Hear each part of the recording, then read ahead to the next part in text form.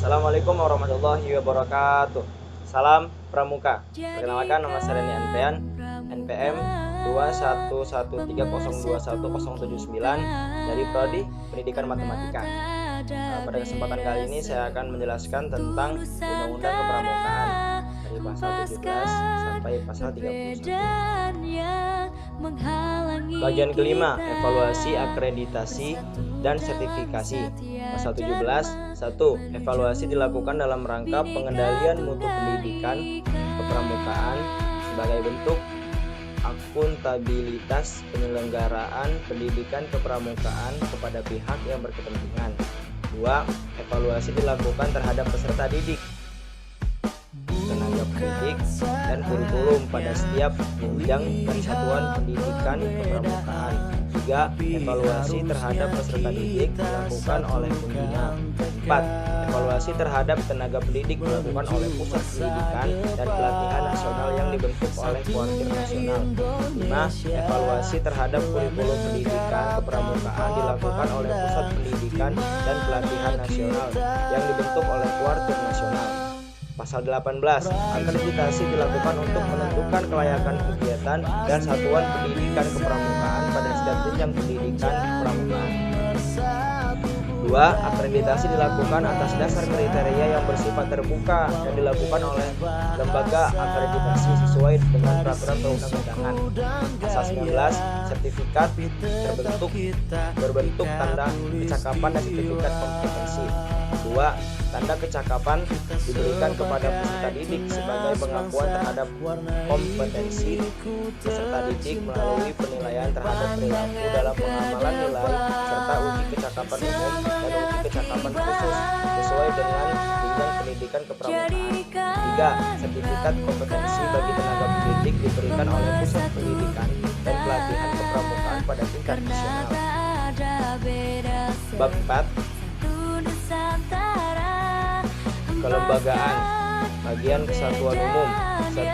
Gerakan Pramuka bersifat mandiri, sukarela, dan non-politis. 2. Satuan organisasi pergerakan Pramuka terdiri atas A. Gugus Depan, B. Kuartir. Pasal 21.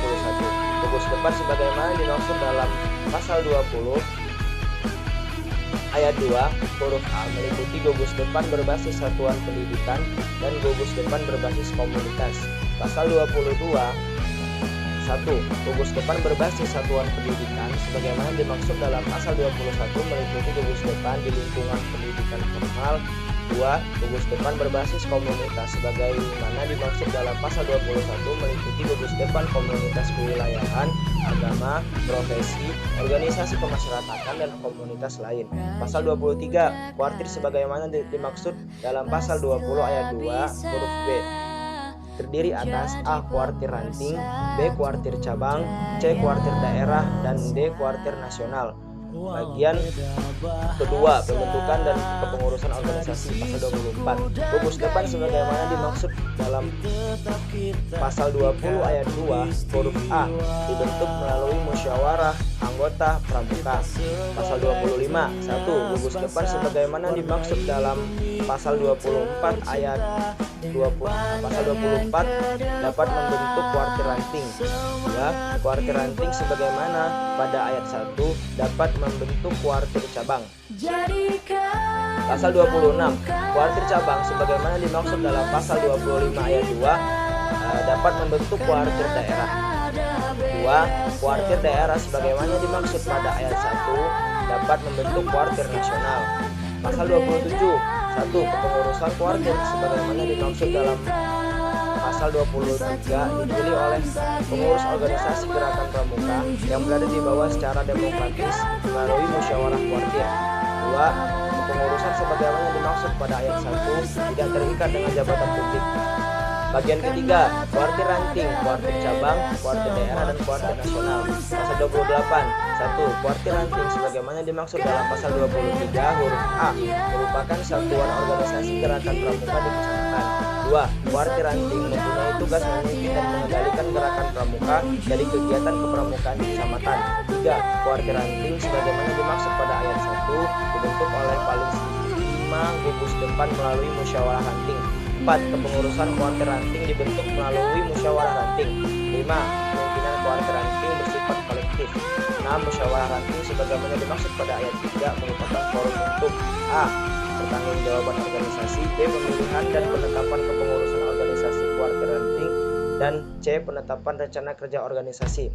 Pasal 29. 1. Kuartir cabang sebagaimana dimaksud dalam pasal 23 huruf B merupakan organisasi gerakan pramuka di kabupaten atau kota. 2. Kuartir cabang mempunyai tugas memimpin dan mengendalikan gerakan pramuka dan kegiatan kepramukaan di kabupaten atau kota. 3. Kuartir cabang sebagaimana dimaksud pada ayat 1 dibentuk melalui musyawarah cabang. 4. Kepengurusan kuartir cabang dibentuk melalui musyawarah cabang. 5. Pemimpinan kuartir cabang bersifat kolektif. 6. Musyawarah cabang sebagaimana dimaksud pada ayat 3 merupakan forum untuk A. Pertanggungjawaban organisasi, B. Pemilihan dan penetapan kepengurusan organisasi kuartir cabang, dan C. Penetapan rencana kerja organisasi. Pasal 30. Satu, kuartir daerah sebagaimana dimaksud dalam pasal 23 huruf C merupakan organisasi gerakan pramuka di provinsi. 2. Kuartir daerah mempunyai tugas memimpin dan mengendalikan gerakan pramuka dan kegiatan kepramukaan di provinsi. 3. Kuartir daerah sebagaimana dimaksud pada ayat 1 dibentuk melalui musyawarah daerah. 4. Kepengurusan kuartir daerah dibentuk melalui musyawarah daerah. 5. Kepemimpinan kuartir daerah bersifat kolektif. 6. Musyawarah daerah sebagaimana dimaksud pada ayat 3 merupakan forum untuk A. Pertanggungjawaban organisasi, B. Pemilihan dan penetapan kepengurusan organisasi kuartir daerah, dan C. Penetapan rencana kerja organisasi. Pasal 31. Kuartir nasional sebagaimana dimaksud dalam pasal 23 huruf B merupakan organisasi gerakan pramuka di tingkat nasional. B. 2. Kuartir nasional mempunyai tugas memimpin dan mengendalikan gerakan pramuka sebagai kepramukaan untuk nasional. 3. Kuartir nasional sebagaimana dimaksud pada ayat 1 dibentuk melalui musyawarah nasional. 4. Kepengurusan kuartir nasional dibentuk melalui musyawarah nasional. 5. Kepemimpinan kuartir nasional bersifat kolektif. 6. Musyawarah nasional sebagaimana dimaksud pada ayat 2 merupakan forum musyawarah untuk A. Pertanggungjawaban organisasi, B. Pemilihan dan penetapan kepengurusan organisasi kuartir nasional, C. Perubahan dan penetapan anggaran dasar dan anggaran rumah tangga, dan D. Penetapan strategis organisasi. Sekian dari saya. Terima kasih. Assalamualaikum warahmatullahi wabarakatuh.